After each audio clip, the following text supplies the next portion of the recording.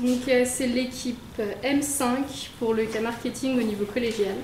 Donc je vais vous lire les instructions du cas pour ensuite laisser les juges se présenter un par un. Vous disposez de 15 à 20 minutes afin de présenter votre solution au juge. Le temps s'écoule à partir du moment où un membre de l'équipe débute la présentation. Je vous montrerai le temps restant à l'aide d'un carton lorsqu'il vous restera 10 minutes, 5 minutes, 2 minutes, 30 secondes et les 10 dernières secondes vous seront indiquées à l'aide de mes doigts. Si l'un des membres de l'équipe continue à parler à la fin du décompte, je vais le signifier et la présentation s'arrête dès cet instant. Si vous faites moins de 15 minutes, il y aura une pénalité d'1 point par 30 secondes manquantes. Important, ne jamais mentionner le nom du cégep lors de votre présentation. Les juges bénéficieront ensuite d'une période de 5 minutes, de questions de 5 minutes, lors de laquelle ils pourront vous demander des éclaircissements concernant votre question. Notez que lors de la période de questions, aucun décompte de temps ne vous est donné, mais si un membre de l'équipe est en train de parler lorsque le compteur affiche 5 minutes, il est autorisé à terminer sa réponse. Les juges peuvent maintenant se présenter. Bonjour, je suis Annie Tubise. Je suis allée sur le bon cul. Annie Tubise, Fondation Le Petit Blanchon. Je travaille aussi aux communications de la pharmacie Rivière, la Saint-Bourneuf et Trinité Immobilier. Bonjour. Catherine Pelletier, directrice du service de communication et de recrutement ici à FSA Laval et coach pour tout ce qui est développement marketing. Bonjour. Catherine Houd, ancienne étudiante de la faculté et commentatrice au service conseil chez FSA. Bonjour. Alors, avant de commencer, on va faire les présentations de l'équipe également. Alors, à mon extrême gauche, on a M. Martin Paquet, Mme Catherine Bovin-Gros-Louis et Marc-Antoine Boutin, moi-même. Alors, je vais commencer. Une mémoire de poisson. C'est souvent de quoi sont atteints les clients curieux de chez Sushi Yen. Alors, ils vont rentrer, ils vont aller déguster, ils vont répondre à leurs besoins de curiosité. Puis ensuite, ils vont ressortir sans jamais avoir le besoin d'y retourner comme ça a été compris. Alors, vous allez voir que dans la présentation, on va vous montrer comment parvenir à contrer ce besoin qui s'en va comme ça pour justement qu'il continue à persister puis à toujours revenir. Alors, je vais laisser Catherine continuer avec le plan de présentation. Pour le plan de la présentation, bien sûr, on va faire un portrait de la situation de Sushi Yen. Ensuite, on va vous présenter notre mandat, puis continuer avec notre plan d'action, nos solutions qu'on vous propose pour ensuite parler de votre budget, l'échéancier, puis finalement, on va conclure. Donc, le portrait de la situation. Vous avez une grande compétition. Vous êtes situé à un endroit où il y a beaucoup de restaurants et aussi des restaurants de sushi, dont Sushi Taxi, Yuzu Sushi. Vous avez des bas prix. Dans le fond, ça vous permet de vous différencier. Mais par contre, votre qualité est un peu inférieure, ce qui veut dire que vu que le monde recherche souvent plus de qualité que le prix inférieur, donc ils vont peut-être être portés à aller ailleurs. Ensuite, vous avez des clients réguliers et des clients curieux qui sont surtout des femmes, ceux qui vont rentrer en ligne de compte. Puis des jeunes professionnels qui sont surtout des hommes. Ensuite, votre remplacement est très stratégique. Il y a beaucoup de roulements, il y a beaucoup de clients, il y a beaucoup d'entreprises que lors du midi, ils veulent de quoi de rapide, ils veulent de quoi qui va venir les chercher. Donc, je vais laisser continuer Martin et Paquet. Les facteurs de réussite pour le commerce, comme vous pouvez voir, sont la notoriété de la bannière, étant donné les 140 franchises au Québec et en Ontario. Donc, c'est un commerce qui est très connu des Québécois. Donc, pour la succursale située à Saint-Nicolas, c'est très bien pour justement être en mesure de bien se positionner face à sa clientèle. C'est très connu. Même ils sont établis depuis une dizaine d'années même. Donc, c'est encore très bien pour eux. C'est abordable. Comme mentionnait ma collègue Catherine, les prix sont plus abordables que la concurrence. C'est un autre facteur qui peut être très apprécié, étant donné la baisse du dollar canadien, qui fait que plusieurs choses augmentent. Le prix de la nourriture augmente. Donc, les gens doivent être en mesure de bien choisir quel restaurant ils pourront manger. Par la suite, l'accessibilité. Le fait que c'est un carrefour où les gens passent, il y a beaucoup de personnes qui vont passer durant la journée du midi. c'est un endroit quand même très achalandé. Par la suite, une des forces qui était mentionnée dans le document, les employés sont relativement fidèles à leur employeur. Ça fait plusieurs années qu'ils travaillent sur place, le taux de roulement est assez faible. Donc, ça permet d'offrir une qualité, un service de qualité continu au niveau de ce que les employés peuvent offrir. Je vais poursuivre avec les défis à relever. Les défis à relever pour l'entreprise sont tout d'abord la qualité des produits. La qualité des produits étant inférieure à celle de la concurrence, quand on pourrait mentionner Sushi Taxi et Yuzu Sushi, qui offrent une qualité supérieure à Sushi Inn. Donc, c'est une faiblesse qui pourrait être améliorée de la part de l'entreprise. Offre de produits également, pas nécessairement sur l'ordre du dîner, mais il n'offre pas le rouleau impérieux, qui est quand même un petit accompagnement qui est très apprécié des Québécois. Donc, c'est peut-être un facteur qui pourrait être à rajouter au menu pour peut-être attirer une clientèle qui aime avoir ce petit rouleau. Ensuite, le temps d'attente. C'est un secteur où il y a plusieurs professionnels qui vont dîner. Le temps d'attente peut être un facteur important, justement. Si on a seulement une demi-heure, on décide de faire des sushis, mais il y a un certain temps qui va être utilisé pour pouvoir les faire. Donc, ça peut être un aspect négatif par rapport à si on va manger chez Sushi Inn ou ailleurs. Par la suite, la fidélisation de la clientèle curieuse, comme mentionné mon collègue, est déficient au niveau les clients curieux viennent seulement une fois et ensuite repartent. Donc, ils ne reviennent pas par la suite. Donc, il y a un petit manque au niveau de la fidélisation. Je vais laisser poursuivre Marc avec l'opportunité.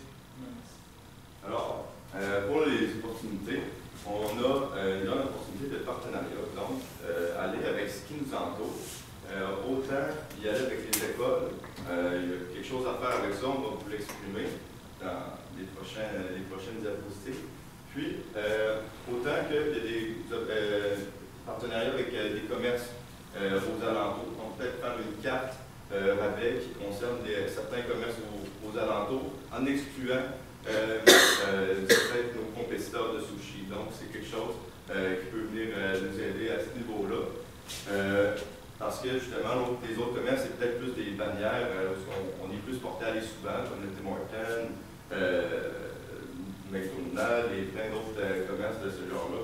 Puis le sushi, en étant sur la carte, c'est quelque chose qui peut nous mettre plus dans le minding d'aller justement vers ce restaurant-là. Puis finalement, la clientèle étudiante et professionnelle. Donc, ça va être aller chercher cette clientèle-là, la maximiser, comme on va pouvoir le voir dans notre mandat, les stratégies qu'on va vous montrer. Donc, pour les menaces, premièrement, il y a la préparation à la maison. Sushi Inn offre les produits de base. Par contre, les produits de base sont souvent moins chers. Les gens vont préférer les préparer chez eux. Donc, pour cette menace-là, on va justement un peu plus tard vous proposer une solution pour contrer cette menace-là. Et aussi, bien sûr, la concurrence qui est très élevée des autres restaurants de sushi. Puis, la proposition qu'on va vous faire, c'est justement de vous démarquer de ces réseaux de restaurants-là, qui vont faire en sorte que les gens vont vouloir aller chez vous au lieu de chez vous. Donc, le mandat que vous a été donné, lancer une campagne marketing visant à attirer une nouvelle clientèle et en plus de la fidéliser. Pour ce faire, on a mis au point un plan d'action. Je vais laisser mon collègue Marc-Antoine débuter. Oui. Alors, pour le premier plan d'action, ça va être avec le principe du trombone rouge. Beaucoup de gens connaissent ce principe-là. Si vous ne le connaissez pas, je vais vous l'expliquer. Alors, c'est un homme un jour qui est parti avec son trombone rouge, puis qui s'est dit, je vais l'échanger pour justement faire un certain gain à ce niveau-là. Puis, alors il est parti avec son trombone, il a commencé avec un stylo, puis à un moment donné, ça l'a grossi, il était rendu une motoneige. Puis, un jour, il a été capable de s'acheter une maison, d'échanger, excusez-moi, de plusieurs centaines de milliers de dollars. comme valeur. Alors, le principe en est le même, c'est là qu'on va aller voir les étudiants. Donc, comme on l'a mentionné tout à l'heure, on va leur dire de s'attacher à une cause. Donc, Sushi pourront choisir une cause. Si je vous en donne un exemple, on a rêve d'enfant, on a opération enfant soleil. Puis, ils vont pouvoir aller voir l'école leur offrir, OK, ben, on donne une boîte de sushi à chacun des étudiants dans le cadre d'un cours. Puis, ceux-ci vont pouvoir vendre la boîte de sushi au maximum. Donc, il faut aller chercher le prix le plus élevé possible. Puis, le don que Sushi vont faire là-dedans, c'est que la boîte, ils vont la donner. Alors, ils vont la donner.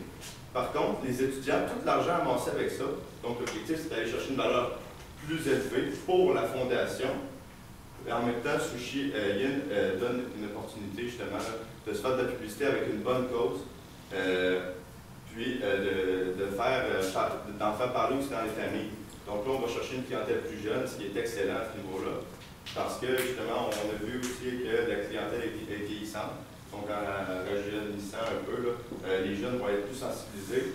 Puis, c'est très important, on va faire signer un papier qui décrit le projet donc, aux parents. Puis, les parents, en la signant, ils vont se sensibiliser un peu au commerce, en plus d'être sensibilisés à la cause. Donc, ça va faire en sorte qu'au lieu d'aller à un sushi-taxi, exemple, ils vont dire « mon enfant, il est associé avec Sushi, puis ils ont une bonne cause, ils ont une bonne idée, donc ça va faire en sorte que peut-être ils vont aller acheter leur sushi là à la place, vu qu'il y a comme un sentiment d'appartenance.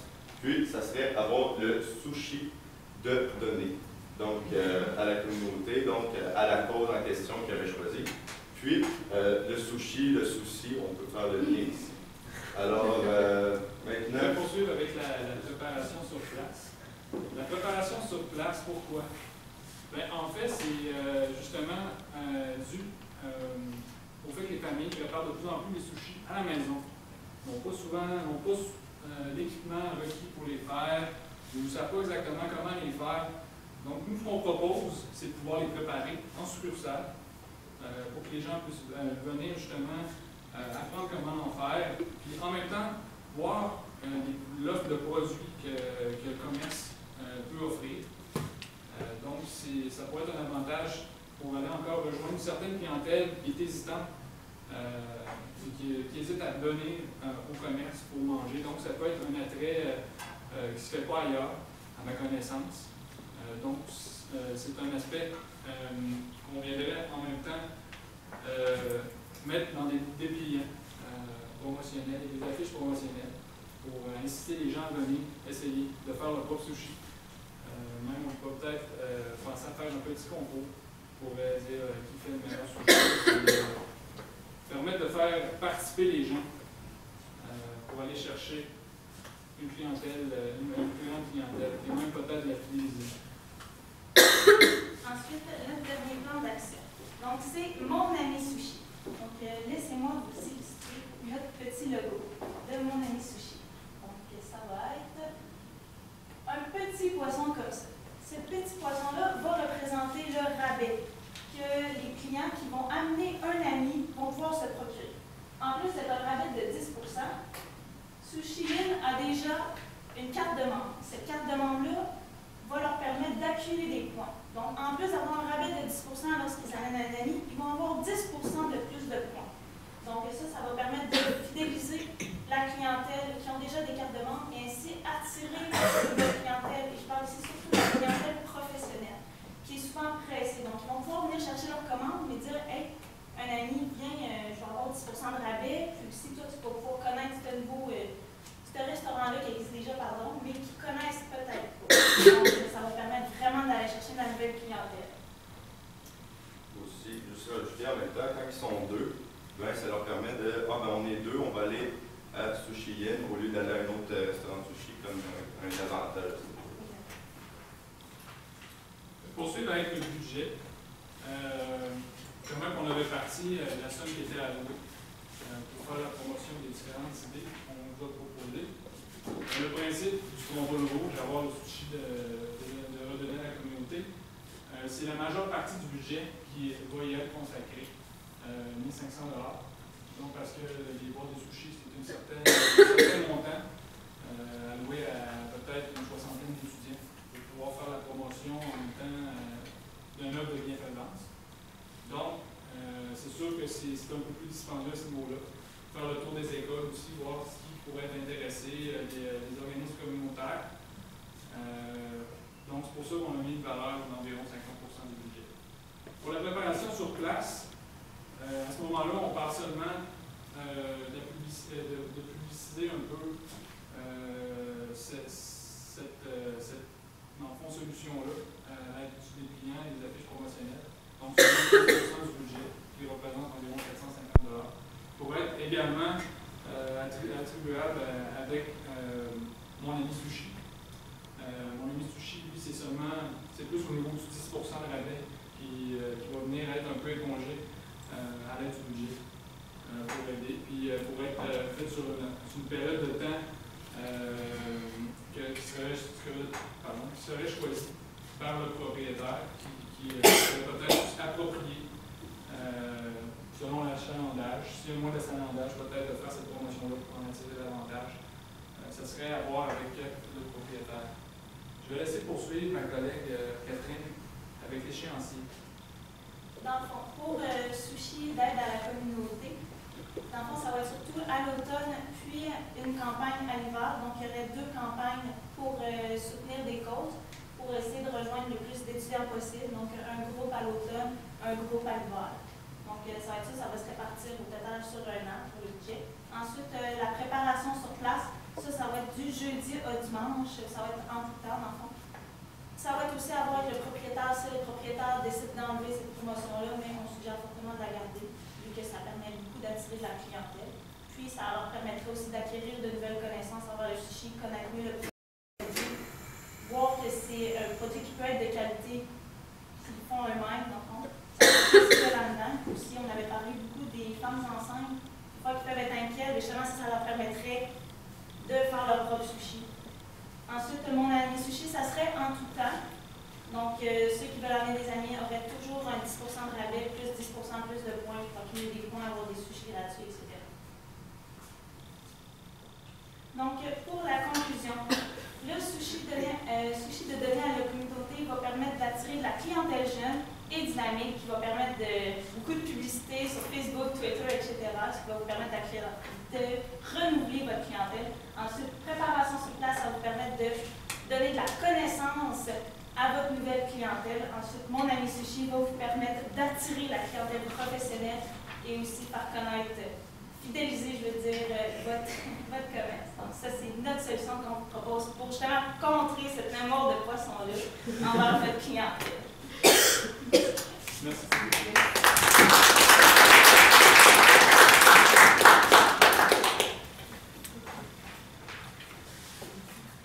Quelque part dans l'analyse, vous avez parlé d'un rouleau qui était absent. Il n'y a pas de rouleau printemps dans le menu, c'était C'était seulement une suggestion au niveau des, dans le fond, comment dire, la faiblesse de là. C'est que tous les concurrents offrent ce produit-là, le rouleau intérieur. Donc, tout bonnement, je l'ai suggéré. Donc, tu nous suggères de l'intégrer dans le pour être intégré, mais ce n'était pas partie de nos idées plan d'action, parce que ce n'est pas nécessairement de quoi qui va faire augmenter l'achalandage pour autant. Donc, c'est pour ça qu'on n'a pas mentionné davantage, parce que c'est pas ce qui va venir vraiment répondre aux besoins du commerce. Votre clientèle, vous parlez de professionnels, et qu'est-ce que vous pourriez me décrire un peu c'est quoi ce statut de consommation, puis ça ressemble à quoi? Parce que vous avez, vous ciblez, vous semblez cibler dans votre action, mais on vous en a déjà parlé. Comme mentionné dans le cas, les professionnels, c'est la clientèle. Il y a plusieurs bureaux d'affaires, comme la Banque nationale, Desjardins, Assurance, quel assureur il y a là, je pense? Les compagnies d'assurance. Oui, il y a plusieurs compagnies d'assurance qui sont dans ce secteur-là, qui représentent un peu cette gamme de personnes professionnelles qui ont souvent vont souvent dîner à l'extérieur du bureau. Ne restent pas au bureau pour dîner. Ils vont souvent à l'extérieur, donc ont tendance à essayer plusieurs choses, mais n'ont pas nécessairement beaucoup de temps à consacrer pour leur heure de dîner. Ils ont souvent une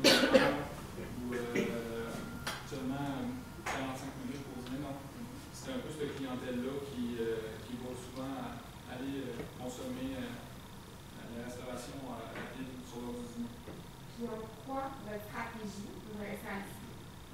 En quoi la stratégie va les cibler? Bien, premièrement, c'est de faire connaître le commerce avec les clients. Peut-être plus au l'heure du dîner, mais en dehors des heures du dîner, peut-être plus le soir, qui pourrait venir les intéresser. C'est sûr que si une entreprise décidait de pouvoir s'impliquer avec la campagne Souci de donner à la communauté, ben peut-être aussi ça pourrait être une entreprise qui commandite le projet d'une autre manière. C'est à peu près comme ça que je verrais la chose, pour venir chercher cette clientèle-là. J'ajouterais peut-être aussi ces professionnels-là qui travaillent dans ce coin-là. Souvent, ils habitent des régions adjacentes proches de leur travail. Puis, en allant s'adresser à des jeunes, puis en faisant une signature à leurs parents, même s'ils travaillent dans le secteur, ça vient leur donner comme le sentiment d'appartenance que je parlais tantôt là, de ce restaurant. C'est d'autant plus intéressant pour eux d'aller manger à un endroit qu'ils savent, qui redonne à la communauté, qui est impliqué dans la communauté, qui allait manger chez l'autre, on ne sait pas pantoute c'est quoi qu'il fait, c'est juste son petit profit. Donc, c'est vraiment d'intégrer le commerce à la communauté aussi en même temps. Moi, j'avais une question par rapport au défi à relever, quasiment à chaque point. On avait vu ensemble, dans le fond, la qualité des produits, l'offre de produits, l'attente, la fidélisation. En fait, ça, surtout si on s'attarde à la qualité des produits, puis l'attente, comment vous êtes arrivé à cette... Ben, comment on est arrivé à cette conclusion-là? Ben, c'est que, premièrement, si je vous parle de l'attente, oui. Sur l'heure du dîner, c'est sûr que l'attente, il va falloir que le commerce fasse en sorte qu'il y ait... c'est pas nécessairement un problème présentement. C'est pas un problème présentement. C'était une petite faiblesse que le commerce pouvait avoir sur l'heure du dîner, étant donné qu'il y a des outils chez des choux. C'est long à faire. C'est long à faire, donc ça peut être un désavantage, mais d'un autre point de vue, chez le concurrent, ça prend autant de temps. Exactement. OK, c'est beau. Le 10 10-10, est-ce que vous pensez donner un petit cadeau au nouveau, à celui qui vient? Dans le fond, ce qu'on proposerait, c'est justement le nouveau qui viendront et proposer surtout la carte de membre. Puis dans le fond, justement, c'est de bouche à oreille qu'on devrait faire. Dans le fond, eux autres qui font mon ami Sushi, que le nouveau qui a été amené, amène quelqu'un d'autre pour que justement lui aussi puisse avoir son 10%, puis son 10% de plus de points. Donc, ça serait vraiment plus de bouche à oreille.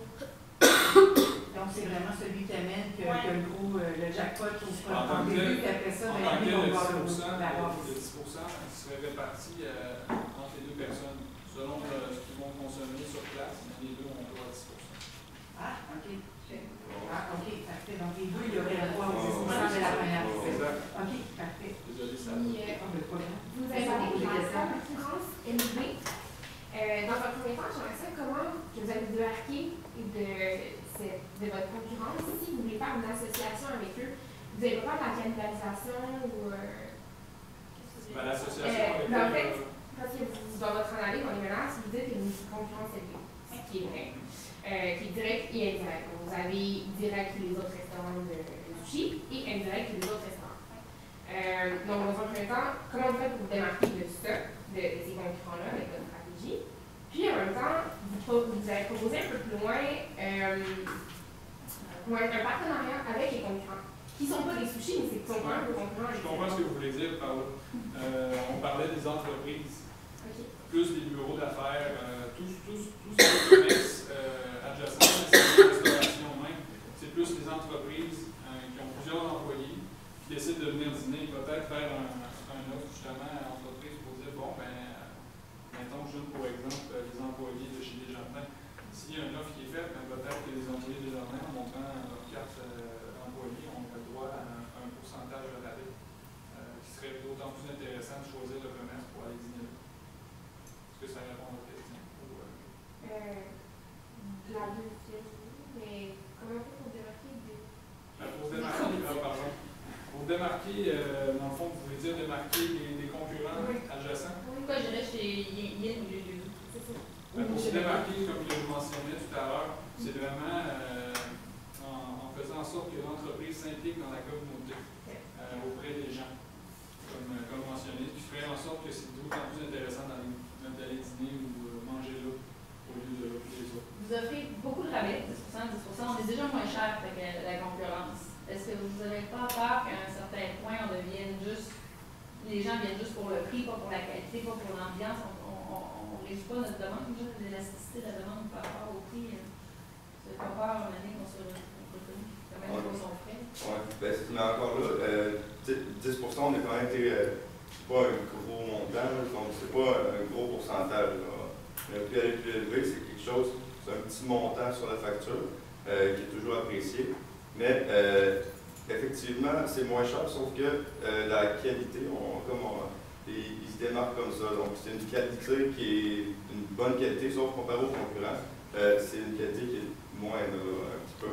Donc, c'est pour ça que les concurrents aussi, eux autres, offrent également des rabais plus grands. Nous autres, c'est ce qui va revenir un peu au même. Juste 10% en restauration, Oui. On va se faire des rabais qui sont plus grands.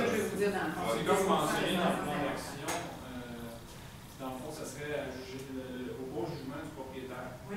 Voir s'il y a besoin, s'il y a moins d'achalandage, mettre en place cette promotion qui fait en sorte, pour un temps limité, pour attirer plus de clientèle, qui fait en sorte qu'au final, il y aura une élève plus gagnant à long terme, en ayant attiré une clientèle qui serait en mesure de fidéliser. C'est le problème, c'était vraiment au niveau de la fidélisation des clients, des curieux, qui avaient une mémoire de poisson qui venaient essayer une fois, mais qui ne revenaient pas. Donc, en pouvant appliquer cette solution, ils sont en mesure de combler le problème. Aussi, bien sûr, la campagne de préparation sur place, les gens verraient avec quoi sont faits les sushis. On pourrait mettre l'accent là-dessus. Oui.